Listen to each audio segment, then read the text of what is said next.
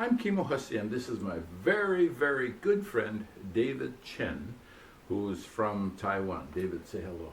Hello, I'm David Chen. I'm a very good friend of Kimo. Say hello in Chinese. 大家好，我叫 David。那很开心可以来到这边。那就是 Kimo 也是我的好朋友。David is here visiting Hawaii. It's not the first time he's been to Hawaii. He comes to Hawaii a lot. And the reason why he always comes to Hawaii is to learn a lot about ukulele. So I thought that since David is here, we do one of these video episodes about David and ukulele in Taiwan. Because what it does is it'll show us how popular ukulele is around the world and how wonderful it is to have people like David be involved in ukulele. David, I know that you have an ukulele business in Taiwan. Yes. It's called David Ukulele. Yes. And we'll get your site information up so that people can visit your site and get to know you. But you used to be an engineer, yes? Yes. Yeah. And then now you went from that to being full-time in ukulele, where you run your business. Can you tell us why that happened? Okay, I think it's about 5 or 6 years ago. Yeah, at that time I was engineer, and I just feel a bit tired of my work. So I prayed to God to ask me the passion in my work. So one day, about a month later, the doctor asked me whether I'm interested in doing music therapy. And so from that work, I found ukulele really good for kids. Like at that time, I've been working with like autism and Asperger, and ukulele will really help them to speak. But just like I mentioned, one kid, actually he was not able to speak, but when he hold ukulele, he just like to sing a lot. So in the end, he can speak. Right. Yeah.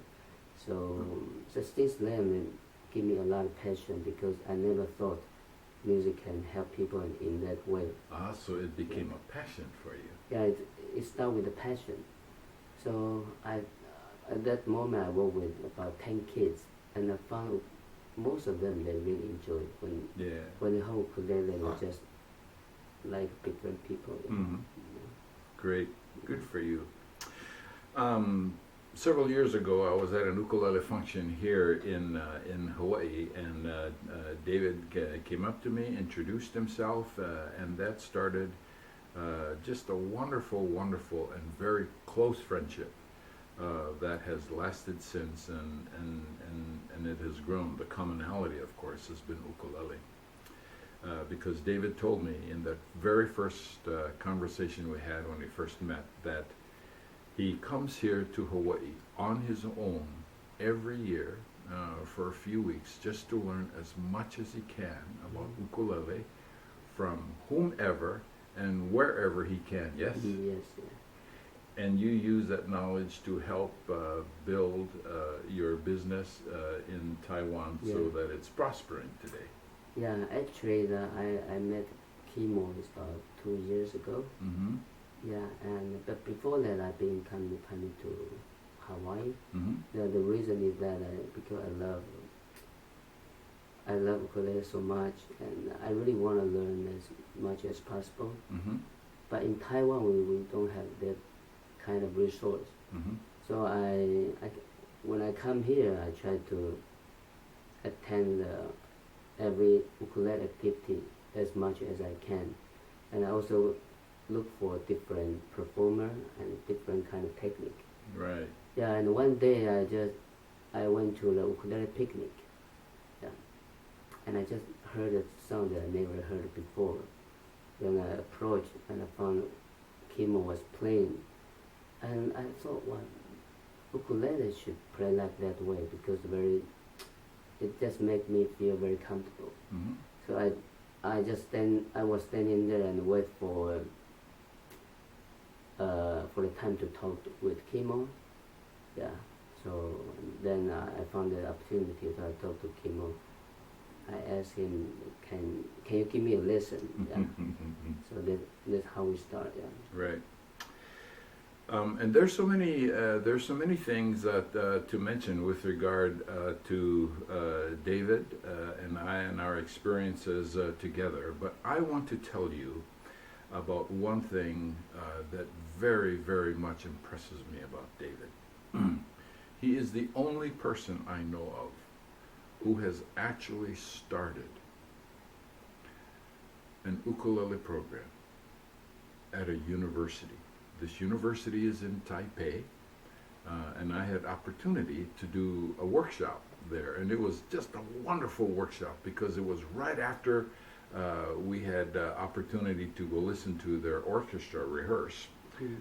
And the orchestra's conductor was the head of the music department, and after that rehearsal he came to the workshop that we did. So I want to tell you that ukulele is very, very much alive and well around the world, especially in Asia at this time, because ukulele is just booming in Asia and Taiwan. Just on one single trip that I went to Taiwan, I was able to do 5 workshops there, and in those 5 workshops we went through about 600 people. So there was an average of about 100 people in each workshop. David, we could go on and on for a long time, but what I want to do is ask you to play a song for us, and I want to tell you that the name of this song is "The Moon Represents My Heart."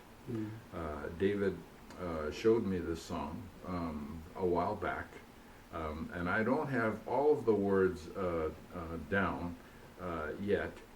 But David does. So I'll play along with David, and he'll sing this song for you. And again, it's called "The Moon Represents My Heart." David, let me make sure my uke is tuned, because this is a brand new uke, and we just want to make sure all of the sounds are right. Okay. Yeah. The reason why we learned this song, by the way, is David told me, "Hey, Kimo, this song, 'The Moon Represents My Heart,' is one of the most popular songs." It's a song that David will do in Chinese. I've had opportunity to play the song with David in concert, and I can tell you the people in Asia love it. "The Moon Represents My Heart."